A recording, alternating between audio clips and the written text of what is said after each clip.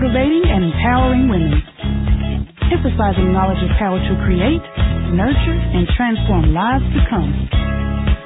It's definitely going to be a great time in the Ladies Lounge tonight with your host, Kathy B. To advertise on Ladies Lounge, contact Kathy B at kathyb@sourceradionetwork.com. Now, here's your host, Kathy B.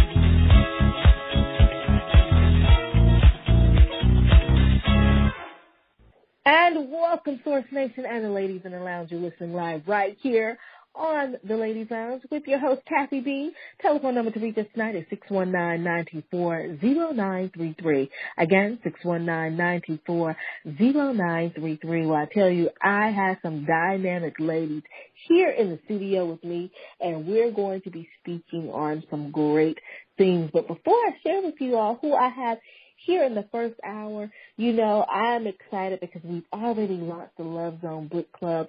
You guys have heard me every single week that we have placed some amazing articles inside the club. That's right. You know, Dr. Young and myself, we want to make sure that we're giving you great information to where now you can begin to lead your relationships with love and longevity and definitely being successful in doing so. So you know what you got to do. You have to take the time to go over to Facebook, go inside the Love Zone Monday Book Club, and definitely begin to read the articles, leave your messages there and anything that you want to share. That way I can get it back to Dr. Young and we can address it right here on the show every single Monday at 7 p.m. And, of course, my dynamic co-host will be in the studio at 8. That is Love Zone Mondays. Well, guys, let me tell you, I have a beautiful young lady coming into the studio with me. I was excited to have her here because I came across an amazing article about Witty Is Sexy. I'm going to be speaking with the talented Norissa Williams. She's coming in tonight and she's going to give us some great information about her article. You're listening live right here on the Ladies Lounge. We're going to take a quick break, and on the other side, Norissa in the studio with me. We'll be right back. We'll be back, Source Radio Network, after this commercial break.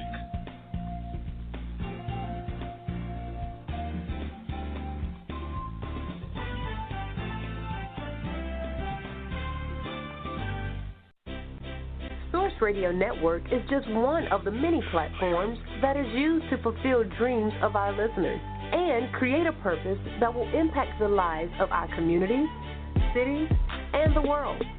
It is often said that great things will happen when a group of driven people work together to accomplish one goal.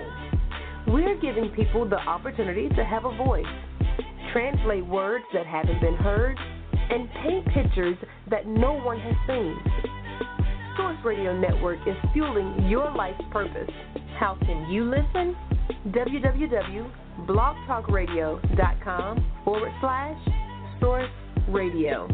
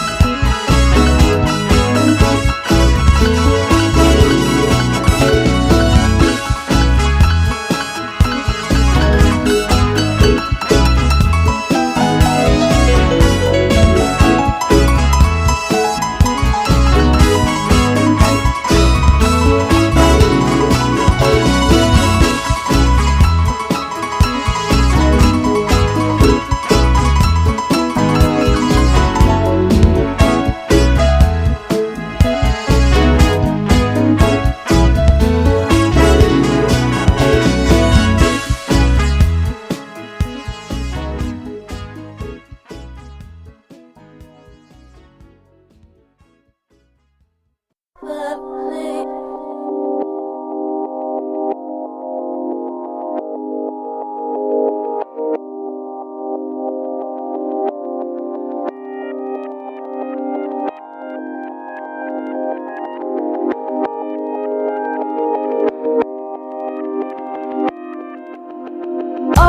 it's been a while since I felt this way. I think I might be in love, but I'm really not sure. 'Cause it's been a while since I felt this way. I think I might be in love, but I'm really not sure. Staring into space, it's all over my face. Don't wanna be wherever I am unless you're in the place. Don't even have an appetite, still I feel with butterflies. Oh, I guess that this must be what love feels like. Oh, it's been a while since I felt this way. I think I might be in love, but I'm really not sure. 'Cause it's been a while since I felt this way. I think I might be in love, but I'm really not sure. Ooh, I am not myself. I feel like someone else. I'm making plans and I'm canceling them just to be with you. I'm tripping on my feet. I'm fine long as you are catching me. Is this how it's supposed to feel? Oh, it's been a while since I felt this way. I think I might be in love, but I'm really not sure. 'Cause it's been a while since I felt this way. I think I might be in love, but I'm really not sure. Oh, I'm floating past cloud nights, and I feel like a child. I can't believe it's happening. I think I'm in love again. In love, yeah. In love, yeah. In love, yeah. In love, yeah. In love, yeah. In love, yeah. In love, yeah. In love, in love, since love is in love, in love, in love, since love is in love. Welcome back, Source Nation. Now here's your host, Kathy B.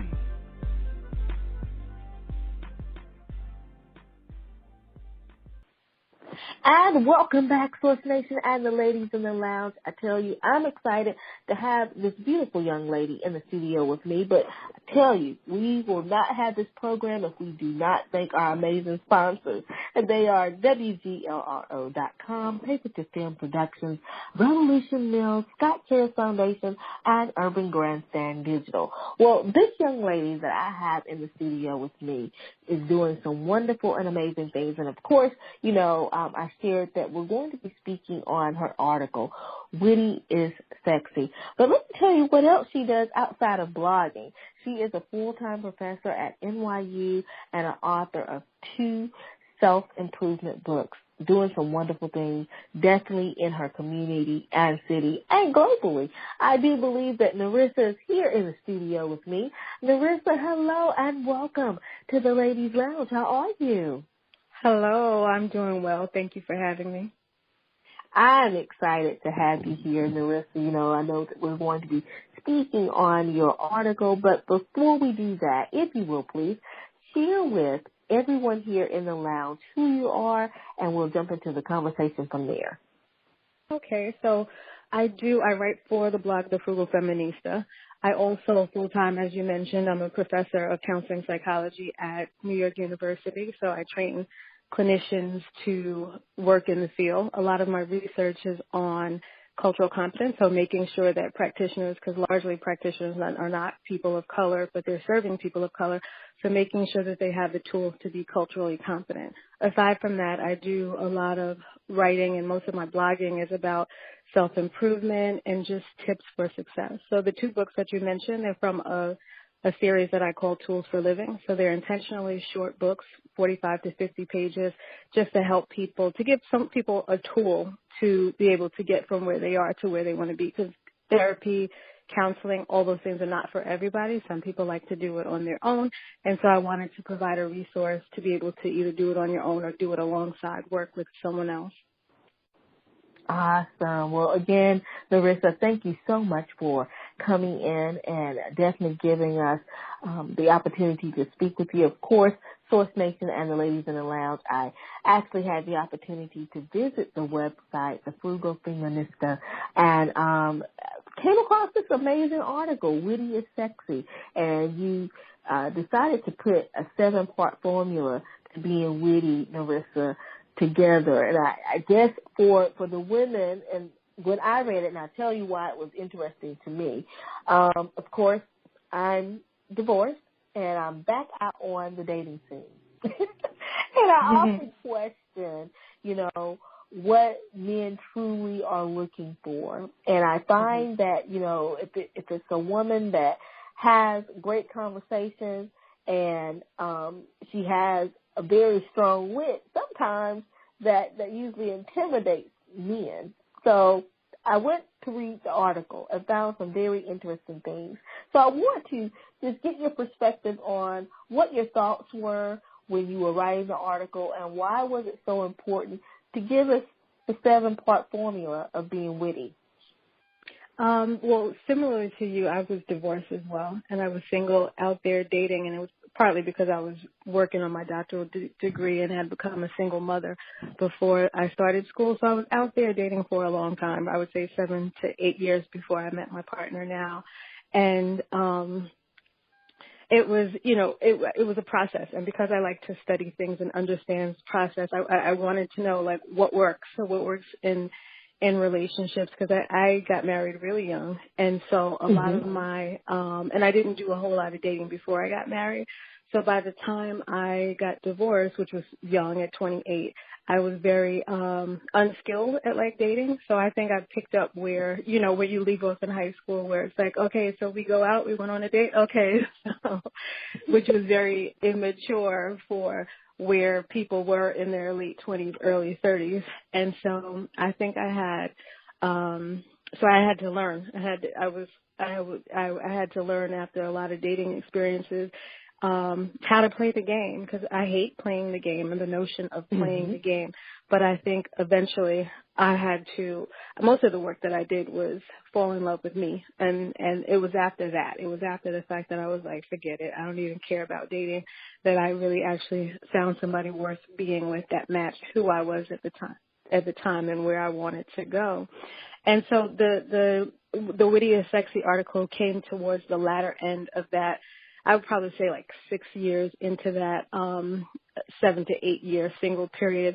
And I felt like I had, because I read a lot of books too, and I felt like I had boiled it down to like, really it's about being yourself. I wouldn't necessarily say I'm hilarious and that is like a laugh a minute with me, but I'm able to be quick and on my feet and on my toes with things.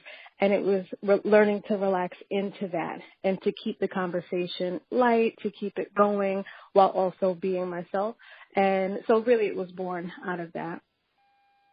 Awesome. I love that. Now, here in the article, prior to you giving us the 7 steps, you said any worthy dating prospect will tell you there's nothing sexier than a woman who can hold her very own conversation and respond with a quick wit in unexpected ways. Communications is a sense of confidence and derision, a willingness to be unguarded, most of all, and it gives you the presence and the air of intelligence. And I find that to be very, very true, Norissa. To have all of these things going into the dating scene is worthy of any young woman. So let's jump into the 7 tips that you've given us. The very first one, you said, be quick. You said wittiness by definition has to do with being quick and clever. Why should we be quick when it comes to quick? Because sometimes you might lose the moment. If you think about it, if you're in your head too long, I feel like you might lose the moment. And, it's like a tennis game. It's like if you don't hit the ball, then, you lose the opportunity to score or, to play it back to your opponent. So I think you have to be quick in order for it to be timely and funny and to appear effortless. Mm-hmm. Okay, so when you were writing this and maybe in speaking with others, do you find that this is what men, are they attracted to it, or are they intimidated? Because if you come off in a certain way, sometimes they're looking at you differently. So what are your thoughts about that? At the time that you were writing it, did you find that is a attractive part that a man is looking for? I've never found that to be. I've never found that to be, at least on my part. I've never found men to be turned away. I usually am like more shy and more let the other person lead, but that didn't work for me in terms of being in a relationship or appearing to like for somebody to see that's what they wanted. So my husband is actually sitting next to me, and on our first date, we laughed back and forth so much, and that was because at the time I didn't put pressure on dating or anything. It was just like, whatever, he asked me out, let's go. And so like 3/4 into the date, he was like, is this a date? I was like, of course it's a date, but it's because we were having so much fun. It's because we were having so much fun and we're laughing, and our conversations leading up to that was like that as well. But so it hasn't been my experience that men are intimidated, and I think that that's a matter of style. So if your wit is to one up, I think that's very different from being able to, somebody says something and to show that you're listening, to be able to respond back in the moment. Mm-hmm. And I think that is important too. Yeah. So I think it boils down to delivery. Mm-hmm. Love that. Number 2, it says, say whatever comes to your mind. We often self-monitor and are careful about the things that come out of our mouth. While there are certain contexts where it is appropriate to just say any old thing, using your judgment, practice letting your guard down, forget the self-monitoring, and say whatever unpolished thing comes to mind is very important also. What are your thoughts about that, and why should we be aware of that when it comes to women? Mm-hmm. I think that the reason why humor is funny is because you don't expect it. Even if you go to a comedy show or any presentation that you've watched, when people make you laugh, it's usually because they went a direction that you didn't anticipate. So I think it's about that, about delivering the unexpected. And, when you think about it too much, you can't deliver the unexpected because there are people that come back 5-10 minutes later and it's already lost. You know what I mean? But if you're right there and you don't self-monitor, you're able to do the first thing, which is to be quick and, give the first thought that you have. Mm-hmm. I think it also comes with being able to trust yourself too, and being completely comfortable with yourself too. It's like, hey, if I'm rejected, I'm rejected. Like, if this person doesn't want me, but I think of it as a developmental process. You know what I mean? Like you get to that place. Some people are, I have friends who were divorced and a year, 2 years later, they're already with someone else. But even in their 1 year period where they were dating different people and trying to meet and see who they want and where they want to go, you can see that it's just such a process. Last week I was thinking about how the single period is such a trial because, like we're used to judging ourselves. Women are used to judging ourselves based on someone else's reception of us. Are we nice enough? That's right. Are we kind enough? Are we gentle? Are we sensitive enough? Are we strong enough? Because we have to add that when we're talking about the strong black woman complex. Like, are we, we're used to so much like, are we enough, period. But I think when you are at a place where you're like, I'm enough, then it's just like, boom, whatever. I'm not thinking about what I'm saying. This is what comes to my mind. And if you don't like it, then I'm okay with it. but that's attractive to people, to people in general, but men as well. I love that. And I want to stay right there for a moment, because this is, you stated and I stated, coming from a divorce and back on the dating scene, it is very hard when you're trying to figure out what it is that you truly desire to have in your life, and the times that you have to question, am I enough? Am I saying the right things? Am I doing the right things to attract that person? But I think when you are single, and I love to use the word in your singleness, that phrase, when you're in your singleness, this is the time period and season to really begin to understand that. So there is no questioning, so to speak. You need to understand who you are. And this is what I say to girlfriends that are single. I said, you know what? Don't think about being alone. Think about what you would enjoy if you had a partner in your life. You have to be on that self-discovery. You have to know yourself. And I think when you are strong, that's when you begin to attract that person. If you know who you are, the person that's meant for you, he or she is going to come walking into your life, and it's just going to knock you off your feet. And you're sure from the beginning too when you meet that person. That's right, and there will be no questions about it. Number 3, I love this. You said, don't be invested in the outcome. Let your goal be just yourself.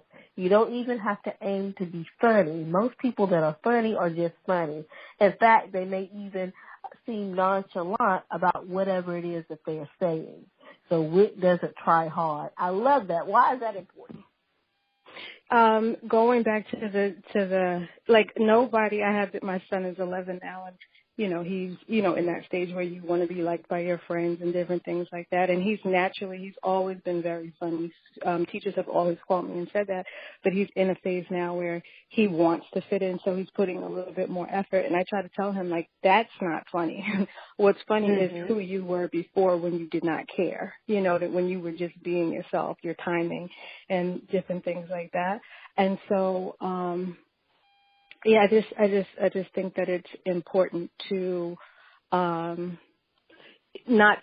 I'm not saying it to make you laugh. I'm being myself. I feel like I keep saying the same thing, but it's really about an organicness that says that I'm confident, And I think that's sexy. I think that men are very attracted to that part of a woman. I think that they sense that too. If you are very confident, you're confident in who you are, you're confident in what you're doing in life, they pick up on that. They pick up on that. And as I learn this whole thing about dating, because there's a lot to learn. Yes, it is. And being new to it, that is one of the things that I have found, that men are very attracted to a woman that is very confident. Not only that, they're they love the fact that she's confident about what she's doing, the goals that she has set. They find that to be very attractive. And I like that part too. Now, number 4, you said engage in banter. You stated that wit is best when it's like a tennis ball hit from side of the court to the other. Granted, there are some people unskilled at being quick in thought and confident enough to return the quip, but if you can find ends in the conversation to tense a little, this may open the door for other engaged and comfortable enough to go back and forth with the person. Let's talk about that. Engaging in banter, because that can be a little hard. I will say this, I'll put myself out there, ladies, that sometimes it's hard for me to engage in banter because I'm not sure exactly what I need to talk about. And then sometimes I'm just like, okay, I'm just going to do whatever. It doesn't matter. I'm just going to say whatever and do whatever. So talk to us about that. What, at the time that you were writing and talking to other people about this, what were some of the things that were shared in regards to banter? I think banter, I think that it's about, and I asked a lot of male friends when I was thinking about these things as well, but I think a banter, what it does for the person that you're sitting across from is it makes them feel validated as well. Like, Okay. you know, like it is like, yes, they get me and they get what I'm saying, so much so that they can jump on board and give it back and forth with me. You know what I mean? So, sometimes unintentionally banter might be a little sharp and you don't necessarily want it to be sharp. But when you're, when you have really, if it's not working, I think 9 times out of 10 that this is just not the person for you. Because you do want somebody who thinks like you and somebody who can, like the tennis analogy, go back and forth with you. So I think it's just very important, because it also says, I'm listening to you. I'm here with you. I'm one with you in this moment. You know what I mean? I think that's why that piece works. Okay. Then let me ask you this. When you're engaging in banter, does this not give you the opportunity to really begin to understand who that individual is, like their likes and their dislikes, and some of the things that they're wanting to do out of life, possibly goals that they set? Is this a time where you can talk about those things? I think so. And like in the moment, you don't necessarily, because I did say the wit had to be quick, right? In this moment, you can save pieces, for later to bring back, you know what I mean? Like, oh, well, I forgot you you were an investigator, you know what I mean? Like just like a little banter later back, and, that might, engender a little bit of a laugh but again, it says I was listening to you. I was here. What you say is important to me, and it's very validating. I mean, when you're the receiver as well, it's equally as validating to know that somebody is that invested in your conversation that they give it back to you later. Love that. Now, number 5, you state know a little something. You mentioned that witty people are also most likely intelligent people. They use metaphors and other antics to help with their delivery. Also, you said they use metaphors so that you have to be an observer of life and know how to make connections, seemingly unconnected concepts. Talk to us a little bit about that, and why was that so important to mention? When I first realized that, I had a friend. So we were in a doctoral program, and it was just a very small 2 or 3 person group, and sometimes we would meet up with other doctoral students throughout New York City. But whenever we would go out, they, like it was like, Norissa, go ahead, say something, or like I was the one to bring people back, and and I'd be like, what? Why? I don't, I didn't understand why they were pushing me forward. And one of my friends said, she was like, you know what? I've been watching you, and I realized what it is between you. The difference between you and us is that you know a little bit about everything. You know what I mean? So I'm not just heady where I can talk to you about psychology, social issues, racism, sexism. I'm not just heady where I can talk about this, but I might be able to talk about Jay-Z or Kanye West or music and, be able to dip into popular culture or talk a little bit about economic policies or government. So I can have a little bit of conversation on, I might not be an expert in every topic, but I can go with you a little bit of those places. And because I know and have observed a lot, then I'm bound to be familiar with at least some of the things that the person that I'm on the date with is talking about because I've been exposed, So I think I think it enriches you as a person, but I think that it also increases opportunities for commonality. Right, and that's exactly what I was going to say. I think that if you know a little bit about something, you can find that there is something that you all have in common. Yes. And to me, and it could be because I'm older in age, if there's something that I am unsure about, I will ask them, well, tell me a little bit more about that. I find that to be very interesting. And it doesn't necessarily... Right. It doesn't necessarily tell them that I don't know about it, but I'm wanting them to give me more information, because then I can carry on the conversation a little bit more in that area. You know, I think that's great. I mean, that works for me. I think so. I like that. If when somebody asks me, like, okay, well, I don't know much about that. Tell me about that. To me, that really says that, again, it communicates like, I care, you know, I'm interested, right. you know, because if you're not interested, you're not going to ask questions. So that to me implies like a level of investment in getting to know the other person. So I think that's a great tactic. Yes, I love that. Number 6, it says, keep your ears open for opportunities to weave in earlier jokes. And you said, think about your favorite stand-up routine. The trick of the trade is being able to tell a story while using a common thread that unites all of what you're saying. I think that's important, too. What do you see? What did some of your peers state why this was important also? This one I think is more my own observation. Why it's important is because, like, it's just funny, and it goes back to, again, how, like, I didn't expect you. I thought that was done 10, 20, 30 minutes ago. I didn't expect you to come back here, and because you hit me with the unexpected, it does make me laugh.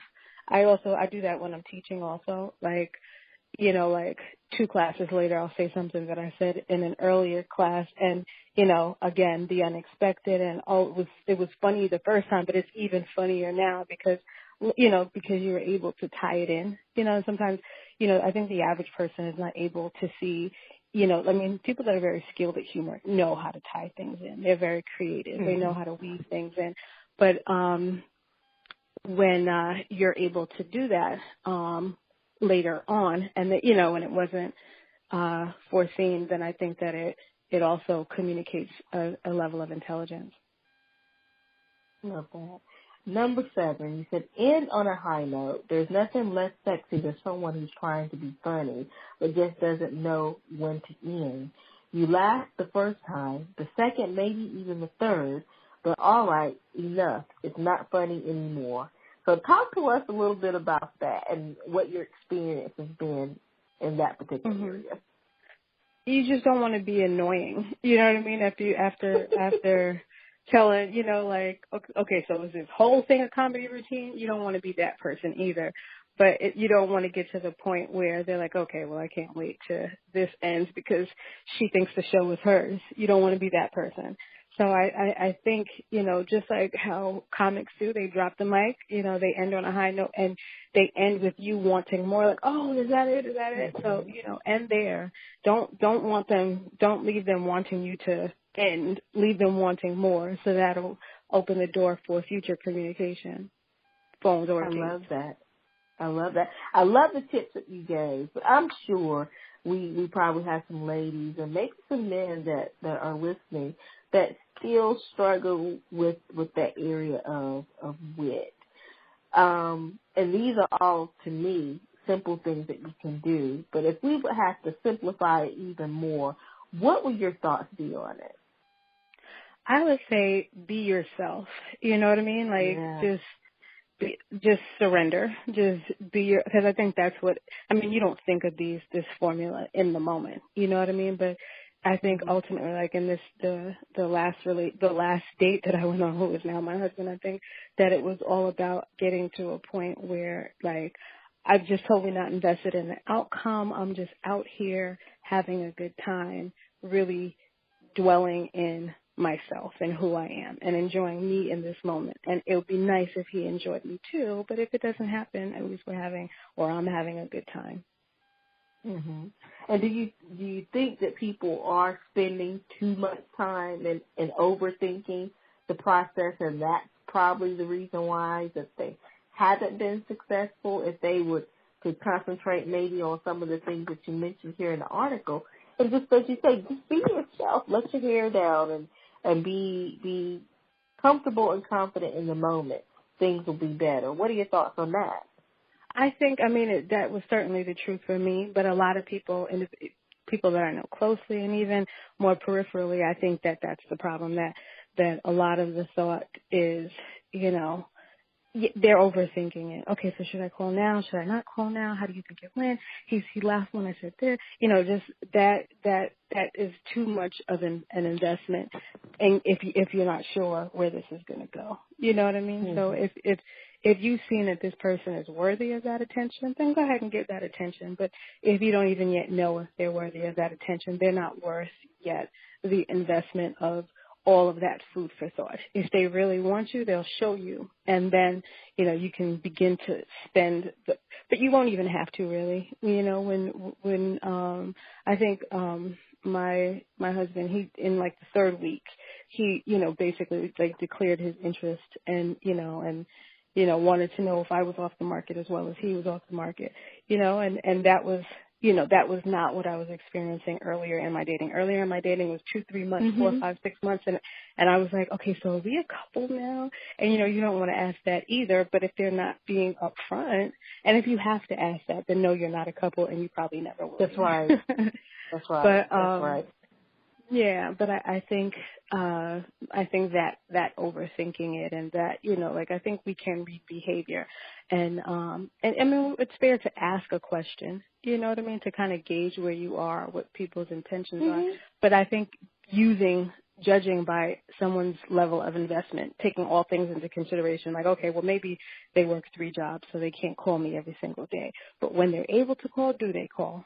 Or do they ask me out? So just finding a fair balance between the, thinking about it and just being yourself. I love that. And I think that is very important. I love the fact that you mentioned, Norissa, asking those questions. And I guess with me, having been divorced now going on 8 years, I'm 46. I'm at the point where I ask questions, mm-hmm. and I know mm-hmm. that I want to be in a relationship, but I want to be in a relationship that offers a lot of stability. I function better, and I just put it out here, ladies, in Source Nation and Norissa. I function better in a relationship where we're able to communicate and we're able to talk about how we're going to grow this relationship, how we're going to grow this relationship together. So I am better at asking all the hard and uncomfortable type questions up front. Because I'm gonna tell you, I use if I don't know my personality. I'm sorry. I was gonna say that's my personality too. To just because I have so much going on in my life, I don't have time to invest in something that doesn't have long-term potential. And so I was very much like that. It didn't work for me though. It didn't work for me. But then in retrospect though, there were times where I did, where I made the judgment, where I didn't necessarily ask the question, and I made the judgment, okay, this person is not invested, I'll walk my way. And then later I found out, oh, no, you were invested. Well, why are you telling me this 5 years later? So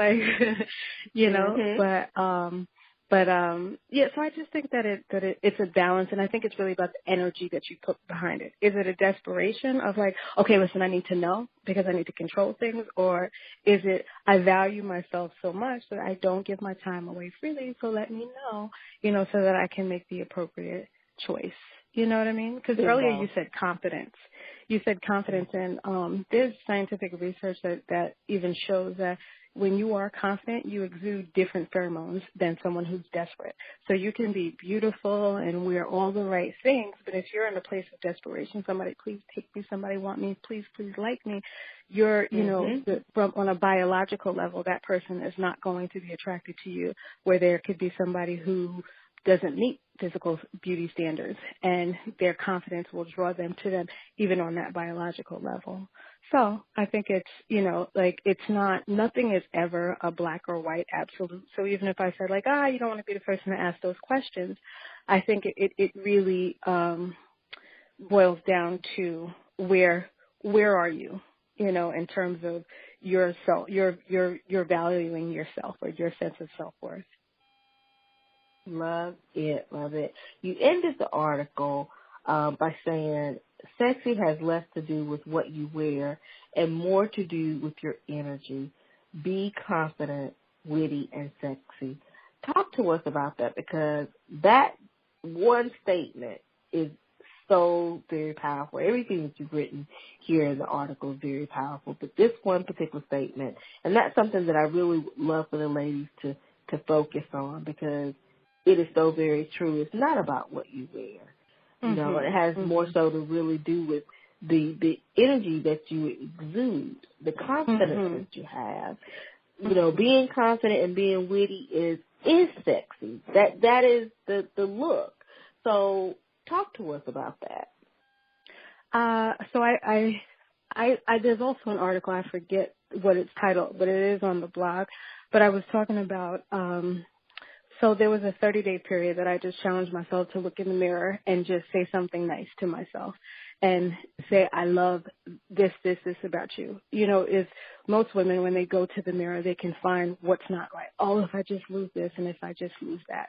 But I did this for 30 days, and before the 30 days even came up, you know, like I was really, like there were times where I was looking in the mirror and like, wow, you're so beautiful.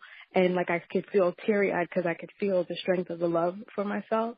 And that didn't just end with how I felt for myself, but during that time when I was even practicing that more heavily, like friends, people were like flocking to me, like wanting to be my friend, men. Or I remember I got a text from somebody who was in my intern years ago, and he was like, I just want to tell you, like, you're such a great person. And during that time that I was practicing that, I was getting the, you know, like such messages that affirmed myself and what I was offering to myself. And I think that, I mean, I'm a storyteller, so that's my way of saying that, you know, I think that there's, you know, hard and fast evidence that shows when you are loving yourself and confident and not, you know, judging yourself based on someone else's valuation of you, then, you know, that's better than any formula anyone can give you. Mm-hmm. Yes, it is. And I love that, Norissa. I mean, great information. And you know what? I want to try that 30-day challenge. I think that is one of the best ways to really begin to see who you are and recognize your beauty and your strength. So definitely thank you for sharing that with us. You know, as we are ending our conversation, you know, we always like to leave either with some encouraging word or maybe some tips and advice that we have not shared in the conversation. If you wish to contribute, I would love for you to do so at this time. I don't have anything that is necessarily profound to say. I mean, I think something that I always say is love the life you live and live the life you love. They say, they quote Bob Marley. I don't know if he was the first one to come with that, but I think that that love and that cultivation of love for who you are, where you are in your life, and just your life in general, I think that even beyond like who you're dating at any time, your well-being just depends on that. Yes, it is. I love that. Thank you, Norissa, for coming in and definitely giving us some great information in regards to Witty Is Sexy. I love the article, loved having you here. If you will, please share it with the ladies in the lounge where we can get more information about you, continue to support you. I know that you mentioned to me as well as on air that you have 2 books. If you care to share that with the ladies, that would be great. Sure. I'm a contributing still writer to The Frugal Feminista, as well as my books are, one is called Get Your Life, and the other one is called The Journey In. They're both sold on Amazon, or else you can get a signed copy directly from me. You can reach me at dr.norissawilliams@gmail.com, as well as I'm on Instagram as Dr. Norissa Williams, and on Twitter as Dr. Norissa. Facebook as well as Dr. Norissa Williams, so you can keep continued contact with me. So, well, Norissa, again, thank you for being here, giving us some great information about your blog. I enjoyed having you here, and please know that you're always welcome to come back to Source Radio Network, definitely here in the lounge, to share with us some more of your amazing tips and articles. Thank you again. Okay. Thank you so much for having me. I enjoyed this as well. You're welcome. Have a great day. You too. Bye-bye. All right. Well, Source Nation, you heard it right there from Norissa Williams, tonight's conversation was all about Witty Is Sexy. What I love most about our conversation tonight, we, of course, learned 7 different tips, but, just listening to Norissa and understanding why she put this together, the one thing that stuck out to me most is understanding yourself.